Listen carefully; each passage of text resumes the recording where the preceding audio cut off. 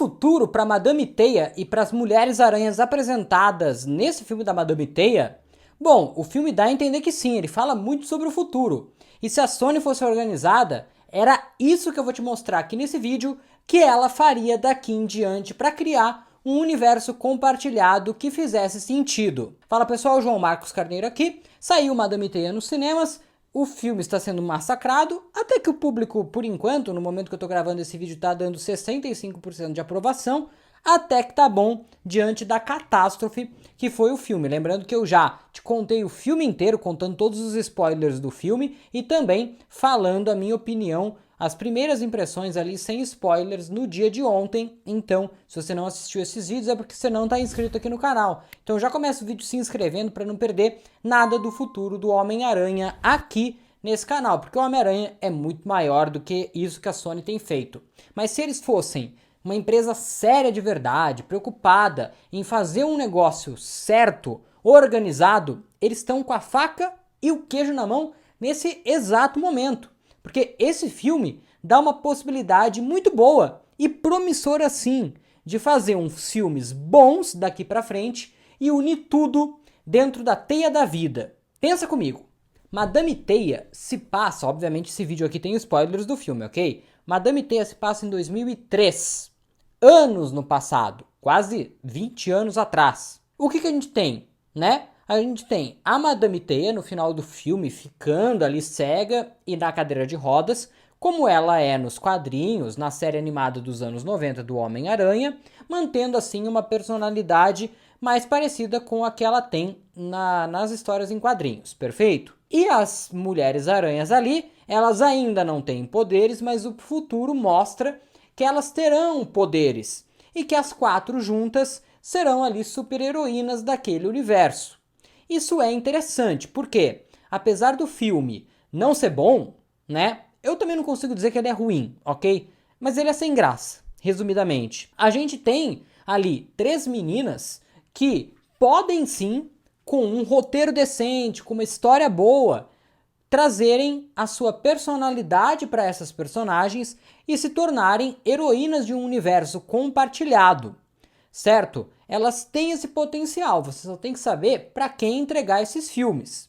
E se a gente pular para o futuro desse universo, supondo que esteja tudo no universo do Venom e do Morbius e do Kraven que vem aí, você pode ter um universo compartilhado onde você vai ter o Venom, você vai ter o Morbius e o Abutre, e você vai ter o Kraven e outros filmes, outros personagens que possam surgir nesse universo de uma maneira coesa. Por quê?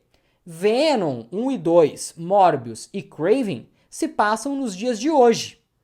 E se Madame Teia se passa em 2003, você teria tempo para essas super-heroínas ganharem os seus poderes, se tornarem super-heroínas para que nos anos 2020, ali mais ou menos, que é quando a gente está agora, e que é quando se passam os filmes do Venom, do Morbius e do Kraven, elas estejam em atividades. E em vez da gente ficar procurando um Homem-Aranha nesse universo, a gente pode ter sim um universo de Mulheres-Aranhas, com a Madame Teia ali. E a Teia da Vida, que eles não souberam adaptar nesse filme, não souberam explicar a conexão das personagens, se deve à Teia da Vida, que é um conceito muito interessante, interessantíssimo nos quadrinhos e que eles estraçalharam, eles adaptaram porcamente aqui nesse filme. E aí, o que acontece? A Teia da Vida pode acabar unindo aí mais pra frente, depois de vários filmes, os outros Homens-Aranhas. Tom Holland, Andrew, Tobey. Por que não? Só que para isso, você tem que ter organização. E digo mais, conforme o tempo for passando, tem um bebê Peter Parker que nasceu no final desse filme. Então faz as contas comigo. 2003, em 2024, que é o ano que a gente está agora, e que provavelmente é o ano em que se passa o filme do Kraven, o Homem-Aranha, o Peter Parker, já está com 21 anos. 21 anos, exatamente. Idade suficiente para ele já estar começando a dar os primeiros passos, ou até já ser um Homem-Aranha aí com alguns anos de experiência, depende do ano em que ele foi picado. Então, a gente teria tudo isso bem organizado. Mulheres-Aranhas, um Peter Parker que aprenderia com essas Mulheres-Aranhas, que aprenderia com a Madame Teia, que teria outros heróis barra vilões para enfrentar. E aí, o Morbius, quando você tem ali o Abutre falando do Homem-Aranha pro Morbius, a explicação é: o Abutre entende quem é o Homem-Aranha. Por quê? Porque o Homem-Aranha, ali na época do filme do Morbius, já tem por volta dos seus 18, 19 anos. Portanto, já pode ser um Homem-Aranha, já pode ter sido picado e tá por aí em atividade. Só que aí você traz um outro ator para ser o Homem-Aranha. Nem o Tobey, nem o Andrew, nem o Tom Holland, porque a idade não bate. Do Tom Holland, até se você apertar um pouquinho, pode ser que bata. Mas como ele tá lá no UCM, é outro universo, outra coisa, não mexe com isso. Traz um outro ator. Qual o problema de ter um quarto ator como o Homem-Aranha?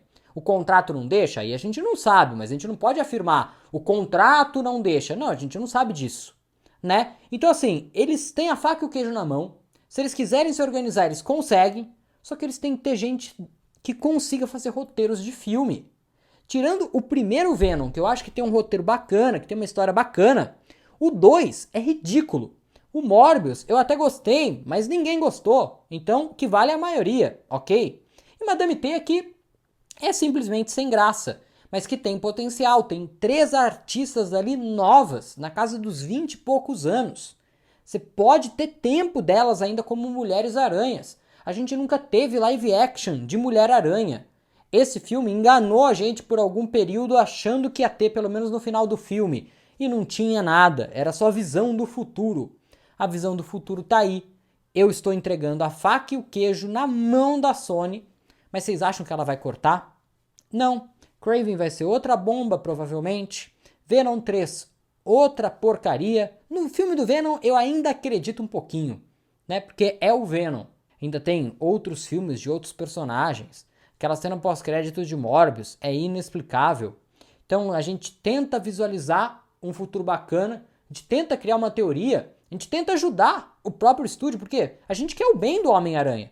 E eu também não acho que a Sony queira o mal desses filmes. Não, os caras estão investindo para ganhar dinheiro. É muito triste a situação.